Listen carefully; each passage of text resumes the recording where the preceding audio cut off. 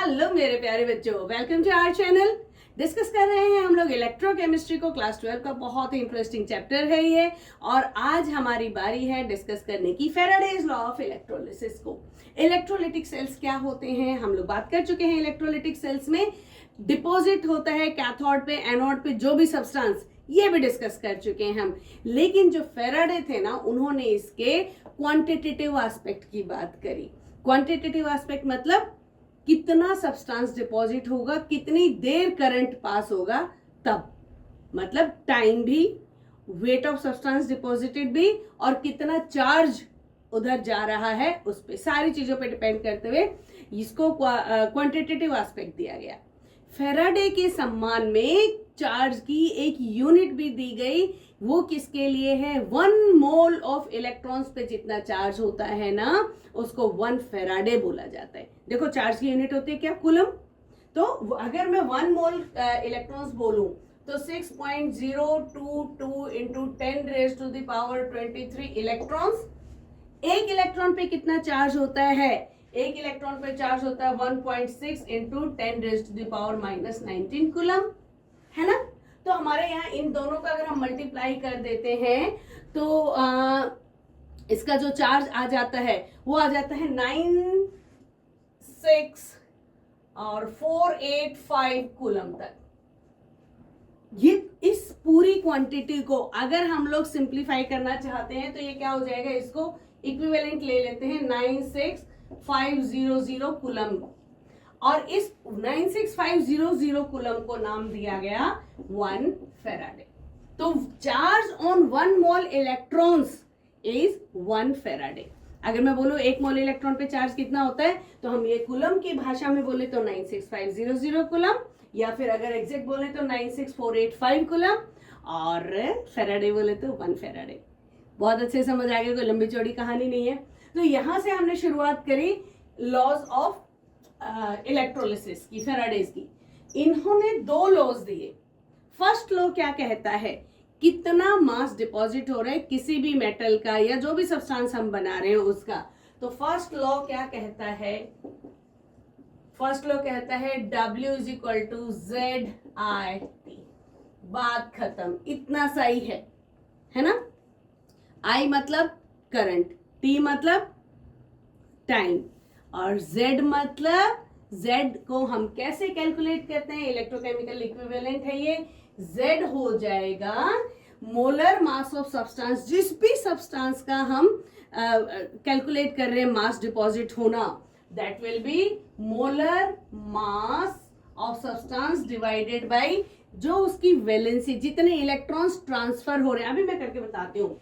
Valency multiplied by 96500, मतलब कितने electrons transfer हो रहे हैं। से फॉर एग्जांपल मैं सोडियम की बात कर लेती हूँ, तो सोडियम का Z क्या हो जाएगा? सोडियम का मोलर मास कितना होता है बच्चे लोग? 23। एंड कितना इलेक्ट्रॉन ट्रांसफर होते हैं सोडियम को आयन बनाने में, या सोडियम आयन से देखो क्या होगा? सोडियम आयन कितने मोल इलेक्ट्रॉन लेकर के सोडियम बनेगा? 1 मोल इलेक्ट्रॉन लेकर के। अगर 1 मोल की बात कर रहे हैं हम लोग, है ना। तो 1 मोल है तो 1 मोल इलेक्ट्रॉन पे चार्ज कितना हो जाता है? 96500। तो ये हो जाएगा 96500 कूलम्स में आ जाएगा। अब क्योंकि हम लोग करंट को किस में ले रहे हैं? चार्ज को कूलम में ले रहे हैं ना। क्यों? अगर कूलम में होगा तो उसको कन्वर्ट करना है। और अगर यहीं पे अगर मैं क्लोरीन की बात करूं तो क्लोरीन का Z अगर कैलकुलेट करना हो तो देखो क्लोरीन कैसे बन रहा है? 2 क्लोराइड आयन ने क्या किया है? 2 इलेक्ट्रॉन लूज किए हैं, तो क्या बना है? क्लोरीन बना है। कितने इलेक्ट्रॉन ट्रांसफर हो रहे हैं? 2 इलेक्ट्रॉन्स ट्रांसफर हो रहे हैं। यानी कि अगर 1 मोल में है तो 1 मोल इलेक्ट्रॉन, और यहाँ पे ये कितने इलेक्ट्रॉन्स हो गए? 2 मोल्स ऑफ इलेक्ट्रॉन। यानी कि इस पे चार्ज कितना हो जाएगा? 2 फेराडेज। 2 फेराडे यानी कि 2 इंटू 96500 कूलम। तो क्लोरीन का जो मास है वो कितना हो जाएगा? क्लोरीन, हम क्लोरीन की बात करें, Cl2 की, जो बन रहा है, डिपॉजिट हो रहा है, तो क्या होगा? Cl2 विल बी 35.5 इंटू 2, कितना हो गया? 71। ठीक है, तो ये हो जाएगा 71 डिवाइडेड बाई 2 इंटू 96500। ये Z कैलकुलेट कैसे होता है इसकी बात मैंने की। एक और एग्जांपल बताऊं आपको, चलो अगर कॉपर डिपॉजिट हो रहा है तो उसका Z कैसे कैलकुलेट करें ये भी दिखा दूं। अब बहुत इजी है, कुछ भी मुश्किल नहीं है, अभी बात आ जाएगी समझ में। से for example copper 2 positive 2 electron gain करके हो रहा है डिपॉजिट, क्या बन रहा है कॉपर। कितने इलेक्ट्रॉन्स ट्रांसफर हुए, 2 मोल्स ऑफ इलेक्ट्रॉन ट्रांसफर हुए, तो कितना चार्ज गया, 2 फेराडे चार्ज गया, ठीक है। और तो इसका Z क्या हो जाएगा, कॉपर का होता है 63.5 मोलर मास और डिवाइडेड बाय क्या हो जाएगा 2 इंटू 96500, ये Z आ जाएगा। करंट, टाइम या चार्ज कुछ भी दे रखा होगा उसको हम उससे कैलकुलेट कर सकते हैं। अच्छा और देखिए एग्जांपल, चलो एक और देख लेते हैं। सिर्फ और 1 मोल एल्यूमिनियम के लिए हो रहा है तो से for example 1 mole aluminium deposit हो रहे हैं तो क्या कर रहे हैं, कितने इलेक्ट्रॉन गेन कर रहे हैं, 3 इलेक्ट्रॉन गेन करके क्या बन रहा है, एल्यूमिनियम बन रहा है, करेक्ट है। कितना चार्ज ट्रांसफर हुआ, 3 फेराडेज ट्रांसफर हुआ, क्योंकि 1 मोल इलेक्ट्रॉन नहीं है, यहाँ पे 3 मोल इलेक्ट्रॉन है। बहुत ही सिंपल है, जितने मोल इलेक्ट्रॉन ट्रांसफर हो उतना फेराडे हो गया। तो एल्यूमिनियम का मास कितना है 27 डिवाइडेड बाय 3 इंटू 96500, ये हो गया Z एल्यूमिनियम का। अच्छा एक और एग्जांपल दे दें, चलो एक और एग्जांपल ले लेते हैं। Mn7 पॉजिटिव से जा रहा है Mn2 पॉजिटिव। अब कितने इलेक्ट्रॉन ट्रांसफर हुए, देखो कितने ट्रांसफर हुए, 5 मोल्स ट्रांसफर हो गए ना। यहाँ पे 5 मोल ऑफ इलेक्ट्रॉन जाएंगे तो कितना ट्रांसफर हो रहा है, ऑक्सीडेशन नंबर में 5 का चेंज आ रहा है, तो यहाँ कितना हो गया 5 फेराडेज, ठीक है। अब मैंगनीज का molar mass divided by 5 into 96500, Z हो गया। तो अब आपको यहाँ पे Z कैलकुलेट करना आ गया ना।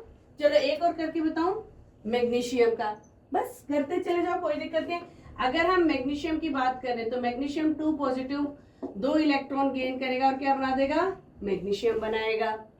तो मैग्नीशियम का मोलर मास 24, इलेक्ट्रॉन्स कितने ट्रांसफर हो रहे हैं 2 मोल, तो क्या हो जाएगा 24 डिवाइडेड बाय 2 इंटू 96500, ये Z कैलकुलेट हो जाएगा। इस तरीके से कोई तो दिक्कत नहीं होगी अब कैलकुलेट करने में, बहुत आसानी से कर लोगे।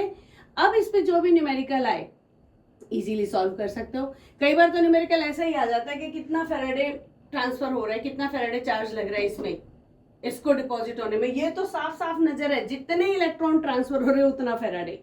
1 मोल एल्यूमिनियम के लिए 3 फेराडे, 1 मोल सोडियम के लिए 1 फेराडे, 1 मोल मैग्नीशियम के लिए 2 फेराडेज, 1 मोल कॉपर के लिए 2 फेराडेज। जितने इलेक्ट्रॉन ट्रांसफर हो रहे हैं उतने फेराडेज। क्लियर हो गई बात, खत्म यहाँ पे। अब न्यूमेरिकल कर लेते हैं इस पे, फिर हम बात करेंगे Faraday's second law of electrolysis की भी, ठीक है। ऐसे ही कोई एक क्वेश्चन फ्रेम कर लेते हैं। चलो देखो ये वाला क्वेश्चन देख लेते हैं हम लोग। ये क्वेश्चन क्या कह रहे हैं, बहुत इजीली अभी हो जाएगा, देखते हैं। Solution of copper sulphate is electrolyse for 10 minutes, हमें टाइम दे दिया 10 मिनट्स का, with a current of 1.5 amperes, I दे दिया। What is the mass of copper deposited, हमें कॉपर का मास कितना डिपॉजिट हुआ ये देखना है। देखो कॉपर कौन सी कंडीशन में था, देखो जरा, यहां पर कॉपर सल्फेट से क्या बना है, कॉपर बना है, ठीक है। तो कॉपर ने कितने इलेक्ट्रॉन्स गेन किए, कैथोड पे हुआ है तो रिडक्शन और नो डाउट। यहां देखेंगे कॉपर कौन सी कंडीशन में था, 2 पॉजिटिव स्टेट पे था ना, और यहाँ पे क्या आ गया 0, तो इलेक्ट्रॉन कितने ट्रांसफर हुए, यहां से इलेक्ट्रॉन ट्रांसफर आ जाएंगे। कॉपर 2 पॉजिटिव ने 2 इलेक्ट्रॉन गेन किए तो क्या बन गया कॉपर, यानी कि कितना आ रहा है 2 फेराडेज। 2 फेराडे आ गया। अब हमें Z मालूम है कैसे कैलकुलेट करना है, और सबसे पहले अपने पास है क्या, W is equal to ZIT, ठीक है। करंट गिवन है, टाइम गिवन है। देखो टाइम जो गिवन है अपने को मिनट्स में गिवन है, हमें कितने में चाहिए, सेकेंड्स में। देखो यूनिट्स को कंपेयर करना बहुत इंपॉर्टेंट है, जहां पे यूनिट्स में गड़बड़ करी तुम्हारा न्यूमेरिकल गड़बड़ हो जाएगा, ठीक है। ऐसा यूनिट्स में 10 मिनट्स इंटू 60 सेकेंड्स, तो कितना हो गया ये 600 सेकेंड्स, अपना टाइम आ गया 600 सेकेंड्स। करंट कितना गिवन है 1.5 एम्पियर्स। अब एम इसको कैलकुलेट कर लो, चार्ज को अलग से भी कर सकते हो, ठीक है, अलग से भी कर दो, अदरवाइज फॉर्मूला में पुट कर देते हैं। W कितना हो जाएगा Z 63.5 कॉपर का मास डिवाइडेड बाय 2 इंटू 96500, इतना फेराडे चार्ज जा रहा है। और ये क्या हो गया IT 600 इंटू 1.5। अब देखो हो गया कैलकुलेट, कितनी देर लग रही है। दिस विल बिकम 600 इंटू 1.5 तो हो जाएगा 900। तो ये क्या हो जाएगा W is equal to 63.5 into divided by 2 into 96500 multiplied by 900। Okay, इसको 900 क्या आ गया कुलम बन गया, ठीक है ना। क्यों बन गया कुलम, क्यों बन गया कुलम, देखो क्या था 600 seconds into 1.5 ampere. Ampere second 1 ampere second is equal to 1 coulomb. तो इसकी यूनिट क्या हो जाएगी, अब ये कुलम हो गया है क्योंकि हमने इन दोनों को मल्टीप्लाई किया है। और इसको अगर हम कैलकुलेट कर देते तो हमारा आंसर आ गया है 0.296 ग्राम, 0.296 ग्राम। इसका मतलब अगर हम लोग कॉपर सल्फेट के सॉल्यूशन को 10 मिनट तक इलेक्ट्रोलिसिस करेंगे, कितना करंट पास करके 1.5 एम्पियर करंट पास करेंगे, तो जो कॉपर डिपॉजिट होगा वो इतना डिपॉजिट होगा। क्या बात थी बस। W is equal to ZIT। कई बार तुम्हारे को चार्ज गिवन होगा डायरेक्टली, तो क्या हो जाएगा ZQ, IT भी करने की जरूरत नहीं, ZQ हो जाएगा। तो Q is equal to IT, है ना। तो एक और क्वेश्चन लेके ऐसा ही बहुत सिंपल सा एक और क्वेश्चन लिखती हूँ। चलो, मुझे मालूम है ये सिंप्लीफाई हो रहा है। चलो एक और क्वेश्चन लिख लिया है, इसमें मैंने डिस्कस कर लेते हैं। 2 पॉइंटर्स ले लिए हैं कि आसानी से दोनों चीजें एक बार में समझ में आ जाए। वैसे हम कर चुके हैं इसको अभी एग्जांपल्स में, और इसको और इजीली आ जाएगा, सिस्टमेटिक हो गया। ये कह रहा है how many moles of electrons are required to reduce. Question क्या है, इलेक्ट्रॉन्स कितने रिक्वायर्ड है।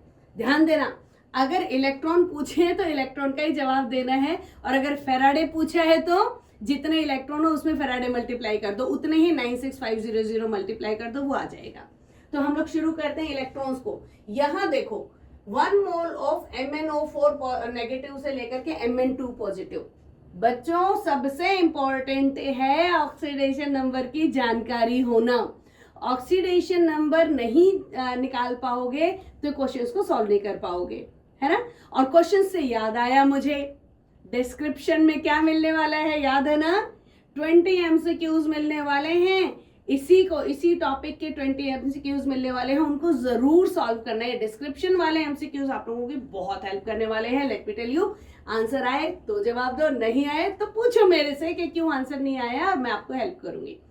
चलो भाई यहाँ पे देख लेते हैं, वापस आते हैं अपने पॉइंट पे। यहाँ पे MnO4 देखो लिख लेते हैं, यहाँ पे MnO4 नेगेटिव। मैंगनीज कितनी ऑक्सीडेशन स्टेट पे है, 7 पॉजिटिव। क्यों देखो जरा, चलो निकाल देते हैं इसको। X मान लिया, और ऑक्सीजन पे कितना चार्ज होता है -2, कितनी ऑक्सीजन है 4, और ऊपर टोटल चार्ज कितना है -1। तो X की वैल्यू कितनी आ गई ना, +7। अब समझ आया कैसे आई +7। ऑक्सीडेशन नंबर कैलकुलेट किया, यहाँ पे आ गई आपकी +7।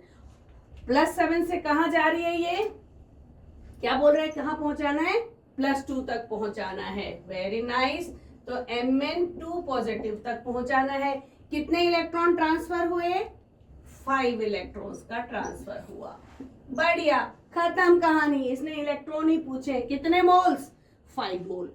1 मोल MnO4 से 1 मोल Mn2 पॉजिटिव बनाया तो कितने मोल्स गए, 5 मोल्स ऑफ इलेक्ट्रॉन। अगर चार्ज पूछा होता तो क्या हो जाता, 5 फेराडे। देखो जरा, अगर फेराडे के टर्म पे पूछा होता तो 5 फेराडे हो जाता। अगर इन टर्म्स ऑफ कुलम पूछा होता तो क्या हो जाता, 5 इंटू 96500 कुलम। तीनों पॉइंट बता दिए मैंने। मोल्स पूछा, इलेक्ट्रॉन पूछे तो 5 मोल ऑफ इलेक्ट्रॉन्स। फेराडे पूछा होता तो 5 फेराडेज, और कुलम में पूछा होता है चार्ज तो 5 इंटू 96500 कुलम। क्लियर है, डन डन डन डन। चलो तो ये दूसरा वाला भी क्वेश्चन देख लेते हैं। इसमें थोड़ा सा यहाँ पे 1 मोल से 1 मोल निकाल रहे थे, थोड़ा सा डिफरेंट कर दिया। ये कह रहे हैं कि 10 ग्राम ऑफ एल्यूमिनियम प्रोड्यूस करना है हमने।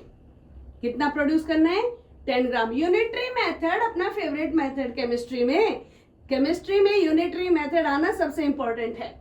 हमें 1 मोल का पता है तो 10 ग्राम को तो पता चल ही जाएगा। 1 मोल का मास कितना है एल्यूमिनियम का? 27 ग्राम। हम 27 ग्राम के लिए क्या करें? चलो, यहाँ पे एल्यूमिनियम की ऑक्सीडेशन स्टेट क्या है?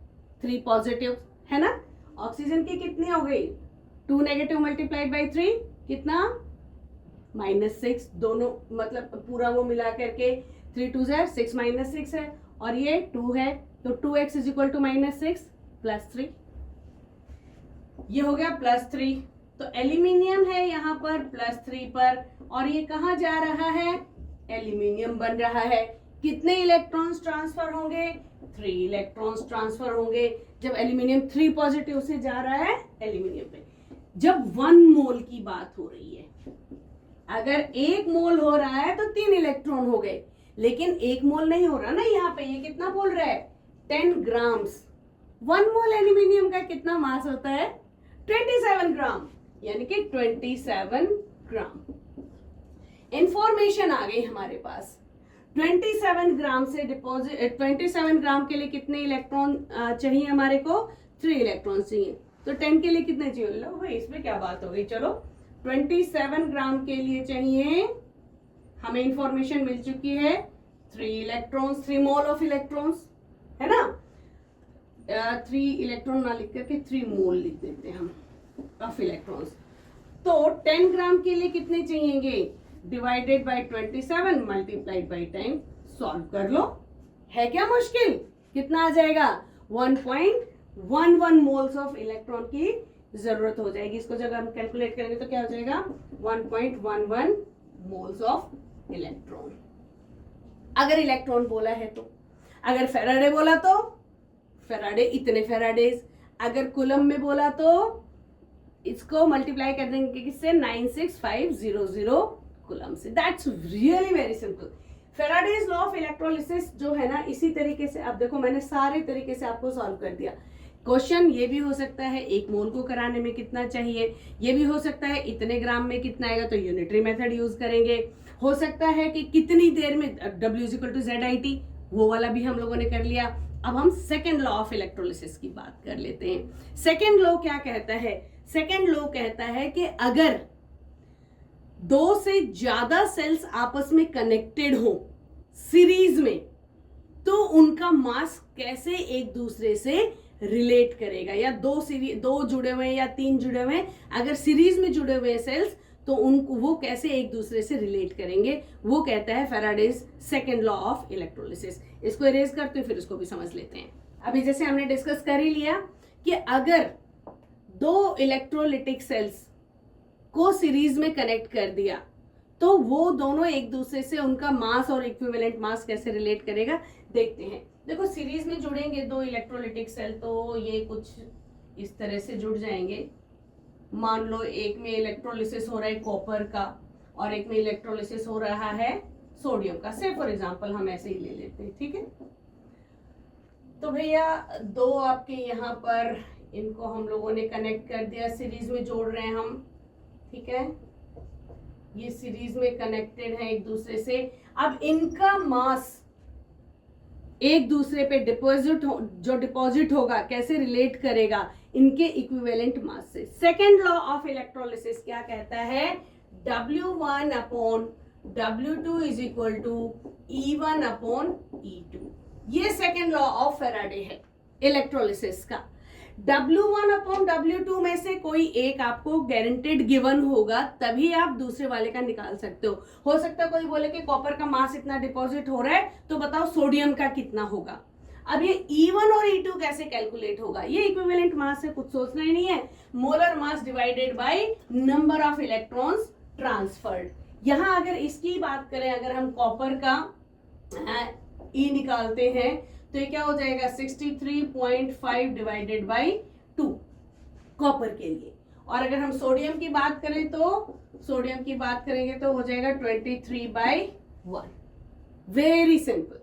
तो यहां पर अगर W1 से फॉर एग्जांपल हम कह रहे हैं कि कॉपर का मास डिपॉजिट हो रहा है 63.5 ग्राम्स, तो सोडियम का बताओ कितना होगा। तो क्या लिख देंगे, W1 की जगह W कॉपर और W sodium and this equals to copper का क्या हो जाएगा 63.5 divided by 2 and divided by क्या हो जाएगा 23। ये किसका है, सोडियम का इक्विवेलेंट वेट और ये इसका कॉपर का। कॉपर का हमने कहा कितना आ रखा है 63 ग्राम्स डिवाइडेड बाई, अब अपने को क्या निकालना है, सोडियम का निकालना है। ये बाकी सारी चीजें गिवन है, बहुत ही इजीली सॉल्व हो जाएगा। और सॉल्व करके मुझे बताओ जरा कमेंट्स में कितना आ रहा है। तो ये बहुत आसान सा टॉपिक है कि अगर सीरीज में 2 या 2 से ज्यादा सेल्स जुड़े हुए, 3 भी जुड़े हुए हैं, तो क्या हो जाएगा W1 upon W2 is equal to E1 upon, ये एक दूसरे से रिलेट करते चले जाएंगे सारे के सारे। एक बार इसको रिलेट कर लिया, फिर अगले को रिलेट कर लिया, हम लोग निकाल सकते हैं क्वेश्चन। तो एक एग्जांपल ले लेते हैं, आपके एनसीईआरटी का ही एग्जांपल है, उसको सॉल्व कर देते हैं, यूं चुटकी में समझ आने वाला है। सेकंड लॉ ऑफ इलेक्ट्रोलिसिस, मिटाते हुए इसको और नया क्वेश्चन लिखते हूँ, एनसीईआरटी वाला ही लेते हैं। चलो एक क्वेश्चन और कर लेते हैं Faraday's second law of electrolysis से। देखो समझते हैं क्या कह रहा है, कह रहा है calculate the mass of copper deposited when 2 electrolytic cells containing electrolyte copper sulfate and zinc sulfate, यानी कि 2 सेल्स लिए हैं, एक सेल में कॉपर सल्फेट है और दूसरे सेल में जिंक सल्फेट है, यानी कि डिपॉजिट क्या हो रहा है, जिंक और कॉपर डिपॉजिट हो रहा है। रिडक्शन जिसका होगा कॉपर का और जिंक का, एक सेल में कॉपर का रिडक्शन हो रहा है और एक सेल में जिंक का रिडक्शन हो रहा है, ठीक है। when the mass of zinc deposited is इतना, वेरी नाइस। जिंक का मास दे रखा है, Faraday's second law of electrolysis क्या बोलता है, देखो जरा, this will be W1 upon W2 equals E1 upon E2। हमें गिवन है जिंक का मास डिपॉजिटेड, W1 गिवन है, बहुत बढ़िया। W2 हमें निकालना है, नहीं मालूम है। E1 हमें मालूम ही है, क्या है, जिंक का E1 क्या हो जाएगा 65.5 डिवाइडेड बाई 2, 2 इलेक्ट्रॉन ट्रांसफर हो रहे हैं, इसका क्या हो जाएगा 63.5 डिवाइडेड बाई 2। कैलकुलेट कर लेते हैं, चलो बच्चे लोग। W1 हमें मालूम है कितना हो गया 0.438 ग्राम डिवाइडेड बाई W2 नहीं मालूम। E1 क्या हो जाएगा 65.5 divided by 2 and this will be 63.5 divided by 2। Correct है, दोनों को करें सॉल्व, कितना हो रहा है देखो जरा, ये दोनों का मिला करके आ रहा है 32.2 और ये आ जाएगा 31.2, है ना, मैंने कैलकुलेट पहले ही कर रखा है। और ये 32.2 डिवाइडेड बाय 31.2 और अल्टीमेटली आ जाएगा 1.01, यस 1.01 आ गया इन दोनों को अगर हम सॉल्व करते हैं। नाउ W2 क्या हो जाएगा, W2 will be 0.438 divided by 1.01। कितना आ गया मास, कैलकुलेट कर लो, मैंने पहले से कैलकुलेट कर रखा है, ये आ रहा है 0.42 कितना 6 ग्राम्स। ये आ गया किसका मास, कॉपर का। कितना इजी था, बहुत ही सिंपल है, ये दोनों लॉज बहुत ही सिंपल हैं। इनमें से बेस्ड क्वेश्चंस करके देखो, और 20 एमसीक्यूज मैंने डिस्क्रिप्शन में दे रखे हैं तुम्हारे को। एमसीक्यू भी क्या है, क्वेश्चन सॉल्व करने हैं, आंसर्स दे रखे हैं साथ में, करके देखो, समझ में आता है बहुत अच्छी बात है, नहीं समझ में आता है मेरे से फिर से पूछो, आंसर आ गए तो वेरी गुड मिलेगा, नहीं आ गया तो दोबारा समझा दूंगी। बच्चे लोग आसानी से समझते रहो, हंसते खेलते केमिस्ट्री पढ़ते रहो, बहुत इंटरेस्टिंग है। जब तक आप एक काम करो, मैं मिलती हूँ आपसे अगली वीडियो में, जिसमें हम लोग डिस्कस करने वाले हैं कंडक्टेंस और कंडक्टिविटी की। Till then study hard and good bye.